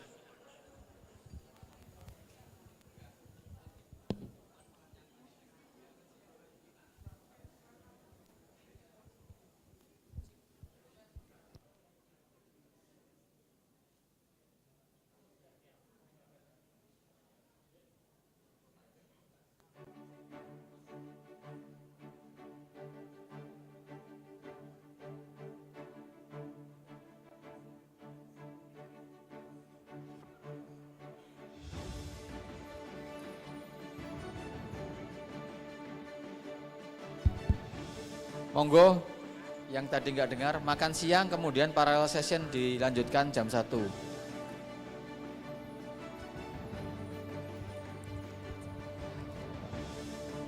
Para peserta, ibu bapak sekalian, kami persilakan untuk menikmati makan siang. Makan siang telah disediakan di depan pintu hall.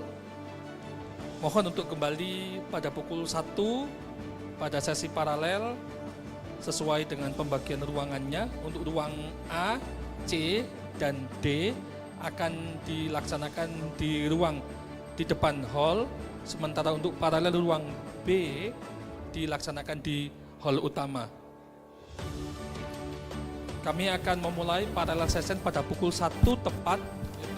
Oleh karena itu kami sangat berharap kerjasamanya untuk bisa menyelesaikan isama, istirahat, sholat dan makan, dan bisa bergabung kembali pada pukul 1 untuk memulai sesi paralel yang telah dijadwalkan tepat pada pukul 1 di ruang-ruang masing-masing. Terima kasih.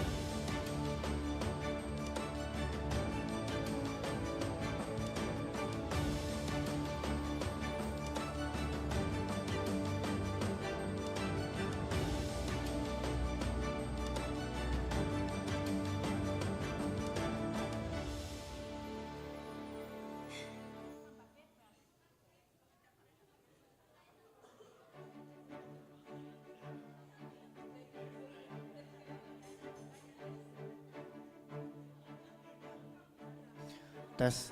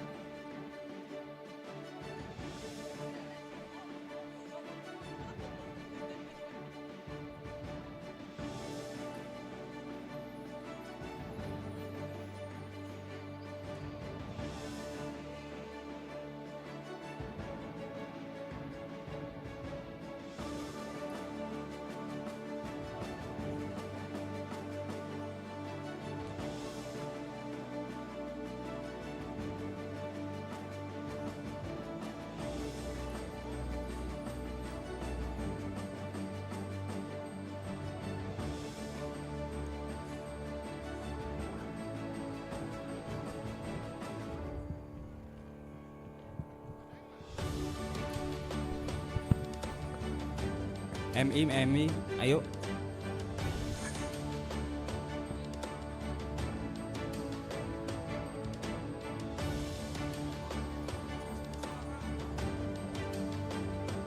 Para tersangka MI, kumpul para tersangka MI.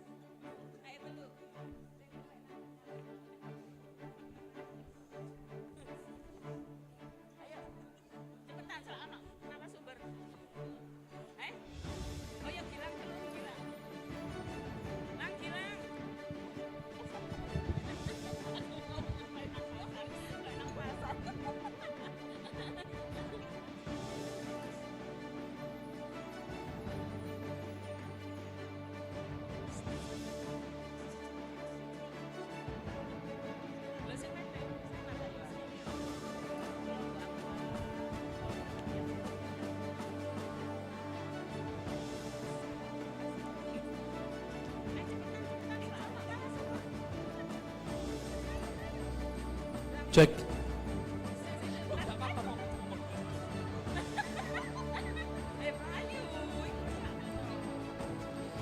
Ladies and gentlemen, welcome back to the International Conference on Aligning Sustainability and Vocational Innovations. We hope that you had a refreshing lunch and are now ready to continue this afternoon with our panel session 1. In this session, our presenters will share their latest research and will be divided into some parallel rooms. Room A, C, and D are managed in front of the main hall, while the main hall is managed for room B, A, and B, B1 and B2. Ibu Bapak sekalian, kami ucapkan terima kasih atas kerjasama selama sesi pagi hari ini. Kami memberitahukan bahwa sesi paralel akan segera dimulai.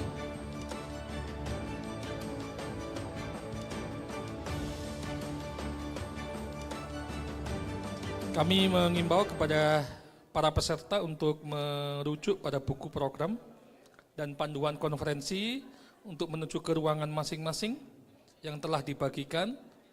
Hall utama akan digunakan untuk ruang B1 dan B2, sementara ruang B, ruang A, C, dan D telah disediakan di depan hall utama. Kami mohon kepada para peserta dan para presenter untuk segera menuju ke ruangan masing-masing, mengingat sesi akan segera dimulai. Kami mengucapkan selamat berdiskusi, membangun jejaring, serta semoga sesi ini dapat berjalan dengan lancar.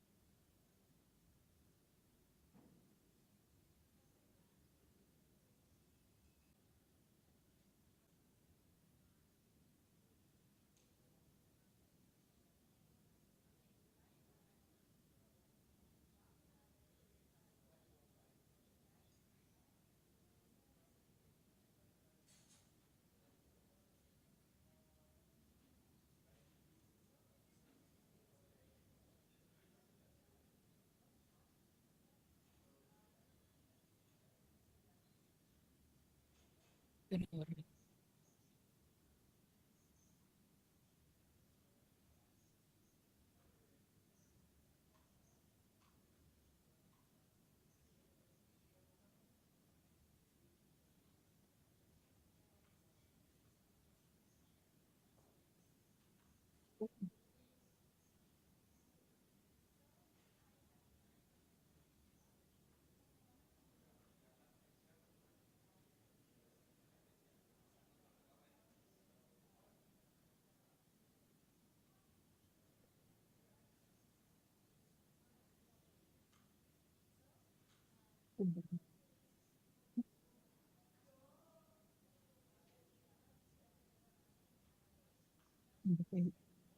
bener apa ora Pak Ru?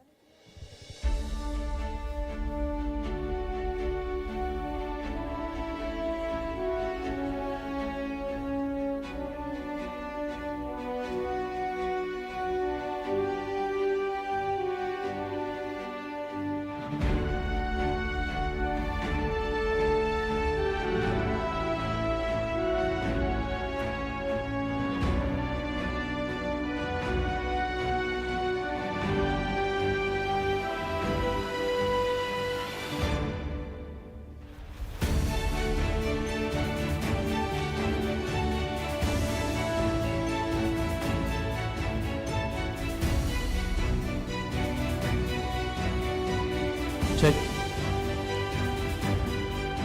Ibu bapak sekalian, terima kasih telah mengikuti sesi pagi hari ini serta sesi paralel. Kita berada di penghujung acara, yakni penutupan. Ladies and gentlemen, we have now reached the end of the second international conference on aligning sustainability with vocational innovations, hosted by faculty of Vocational Program, State University of Surabaya. Today we have heard from innovators, educators, and also industrial experts. And also we had policymakers across Asia. So all of them were united by a shared goal to align sustainability with vocational innovation. Before closing, we have a surprise to all the audience. Kita punya kejutan. Of course, that we are going to announce best presenters and best papers of the conference. But also we have a surprise to the participants. If you are lucky, that's why we call it as a lucky draw. There will be 18 lucky participants. If you have signed up this morning, your name, make sure that you have signed up your name in order to get the certificate, also lucky draw today. So I'd like to invite the committee for the lucky draw.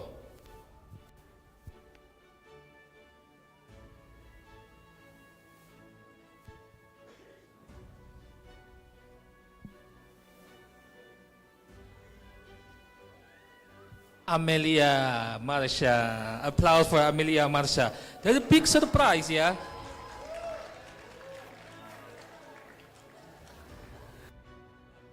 Next.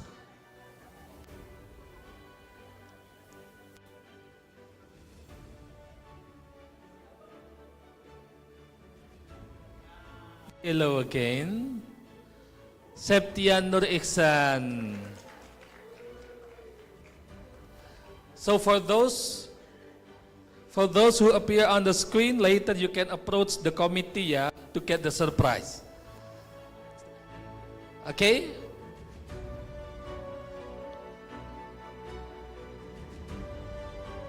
Okay, this one is right. Okay, Ahmad Kesha. Thank you. Congratulations, Kesha. Next.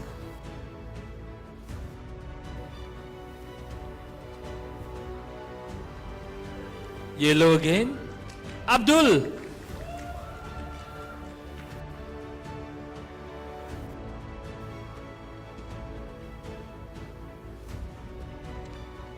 So these names were only for those who have written your registration this morning.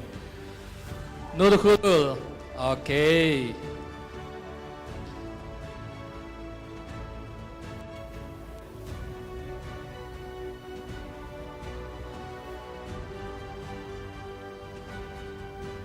Blue. Okay, Ahmad Musayadat Ramadhani. Congratulations. More names to come.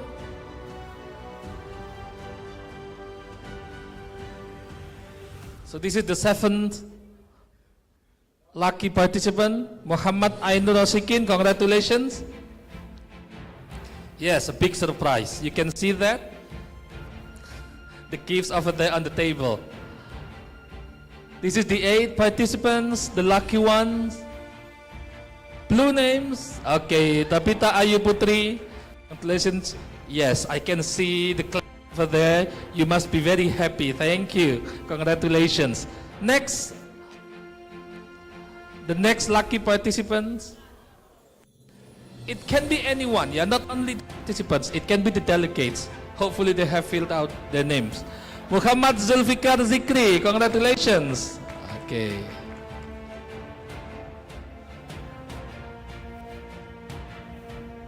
This is the 10th.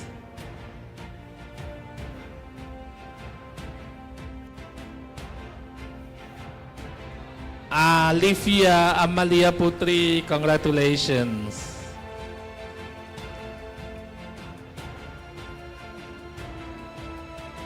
Next, the 11th lucky participants. I think the participants quite balanced, yeah, gender balance. So we can see even the lucky draw is inclusive. Muhammad Bagus Arashid. See, we can see female, male participants, both of them got the lucky draw. Okay, great. The 12th name. The next lucky participants. Green, blue. Okay, blue.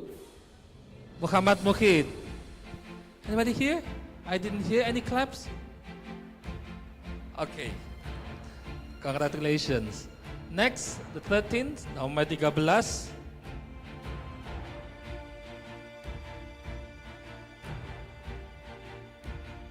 Great. Alia Khairunis. I think we had the same tables, yeah. It seems that all of you will carry it. We call it the lucky table, okay? Ilham. Don't worry, Ilham. It's enough to treat your 15 lucky participants.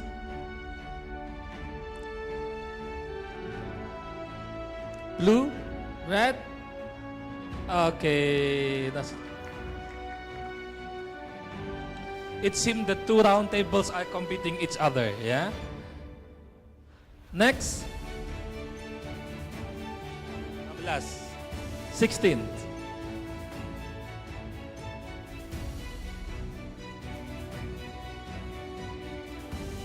As'ad. Where are you, As'ad? Okay. Okay, yeah. It's omitted because it's one of the committees. Okay, we cancel for this name. Next.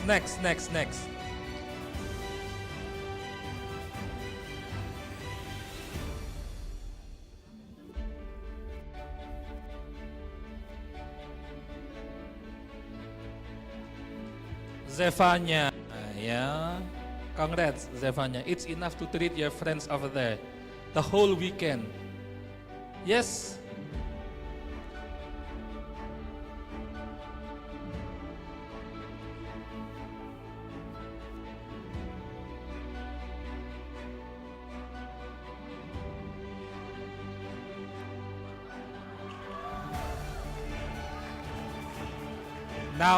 Now I understand why Pak Hendra remains with us, yeah.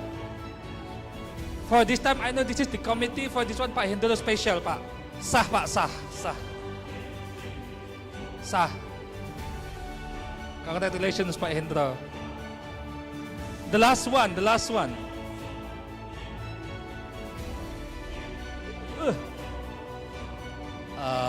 Nadia. Okay, Nadia, congratulations. And also, we have a special gift as well for the participants who gave questions.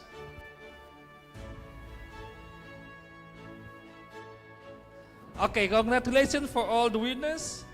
Before we announce the best presenters and the best paper, of course that we would like to extend our gratitude to our partner. Kami ucapkan terima kasih kepada mitra dan sponsor kami, dalam hal ini perwakilan dari Toyota, supaya untuk maju ke depan untuk mendapatkan penghargaan dari panitia.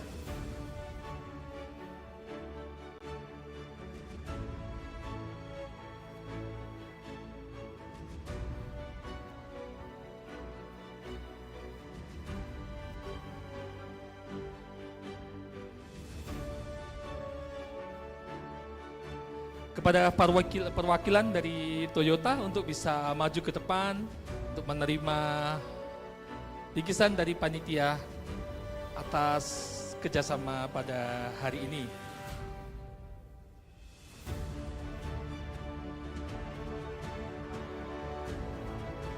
Kami undang kepada ketua panitia untuk bergabung bersama mitra kita.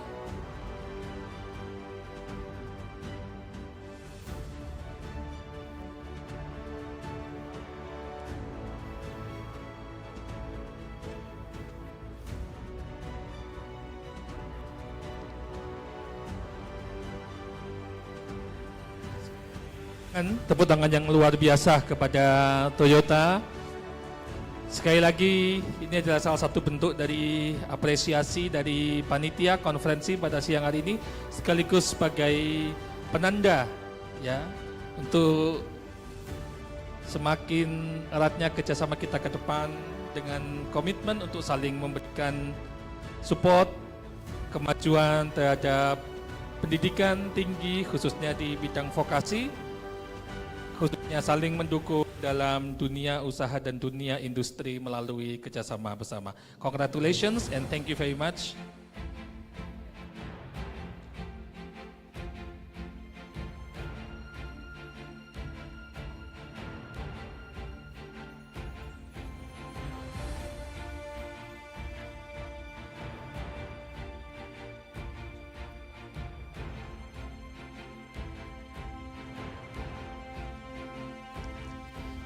Okay, now we proceed to announce the best presenters and the best papers. Would like to invite the committee? Yeah. Okay, so would like to say congratulations to all presenters and also the papers. We have 2 best presenters and 2 best paper. For a representative of each, we would like to invite to come on the stage to receive like a special appreciation from the committee. The representative of each title, I would like to invite Ilham Putra and friends, and also Sudirman Rizky Arianto and friends. Best presenter, we would like to invite Satria Ego and friends, and also Pak Warju and friends to come on stage to receive special appreciation from the committee.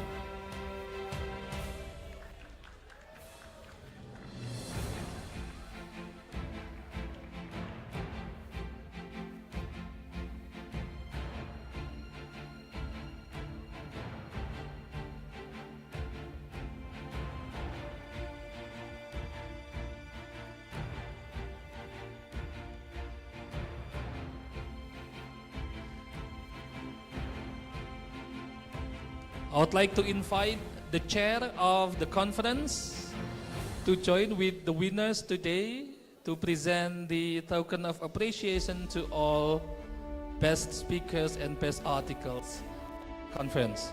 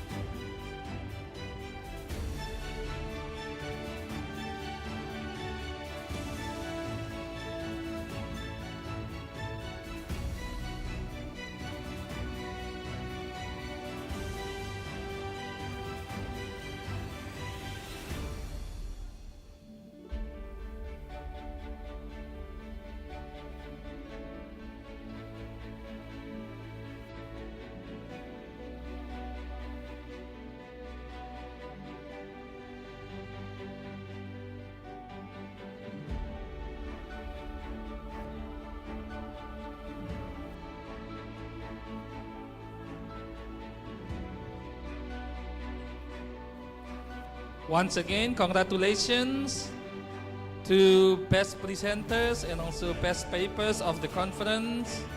Your contributions have truly made an impact to the community. I'd also would like to invite all the lucky participants. After the closing, we would like to invite you to proceed to the committee to get your gift. Kepada para peserta yang beruntung untuk nanti mendekati panitia berada di depan, untuk mengambil hadiah yang telah disediakan oleh panitia. Oke, satu langkah di depan. Cahaya itu. Oke, sinematik. Thank you very much. Congratulations to all winners.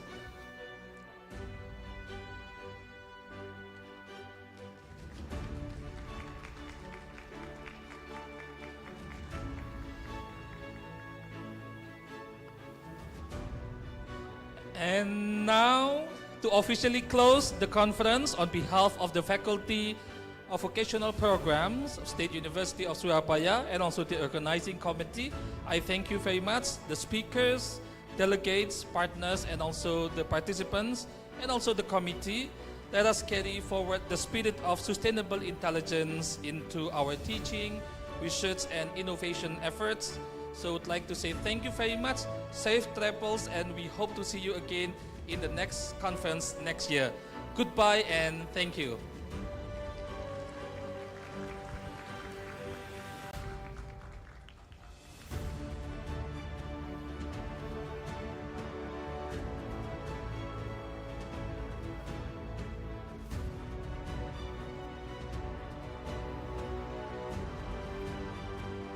Ya, kami panitia mengingatkan kembali bagi peserta yang namanya muncul di daftar lucky draw untuk segera menuju ke panitia di depan ya.